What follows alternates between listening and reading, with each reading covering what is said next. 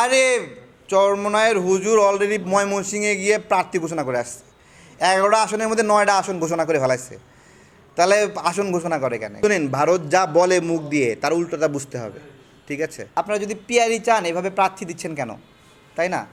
এটা তো একটা স্ববিরোধিতা।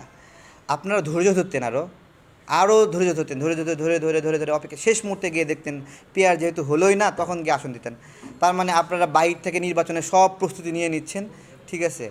আমি একটা জিনিস দেখলাম যে এই বিএনপির কোনো মাথা ব্যথা নাই নির্বাচনের আসন ঘোষণা নিয়ে, ঠিক আছে? সবাই আসন ঘোষণা করে জিতে গেছে, এরকম একটা অবস্থা। বিষয়টা এইরকম, বিষয়টা হলো যে বাগান থেকে একটা ফুল তুলে নিয়ে আসছে, এখন ফুল তুলে নিয়ে এসে টবে রাখছে, প্রতিদিন স্প্রে করে, মেডিসিন দেয়, পারফিউম দিয়ে দিয়ে ইউনুস আর গন্ধ শুকতেছে। বাহ সুন্দর, এনসিপি সুন্দর। এইরকম হচ্ছে এনসিপিকে কৃত্রিমভাবে বাঁচায় রাখার মতো একটা অবস্থা, ঠিক আছে? ওই ফুলের মতো এটাকে নিয়ে এসে প্রতিদিন পানি দিতে হয়, স্প্রে করতে হয়, দিয়ে দিয়ে নিজে নিজেই তৃপ্তি নিচ্ছে। শোনেন, আমি একটা কথা বলি, ভারত সবসময় স্ট্যাবল একটা গভর্নমেন্টকে ভয় পায়, ঠিক আছে?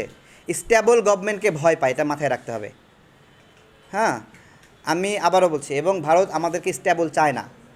ভারত আমাদের এখানে নির্বাচন চায় না, চায় না, ঠিক আছে? এবং এইটা বাংলাদেশ রাষ্ট্র হিসেবে যদি স্ট্যাবল হয়ে ওঠে তাহলে ভারতের অনেক অসুবিধা।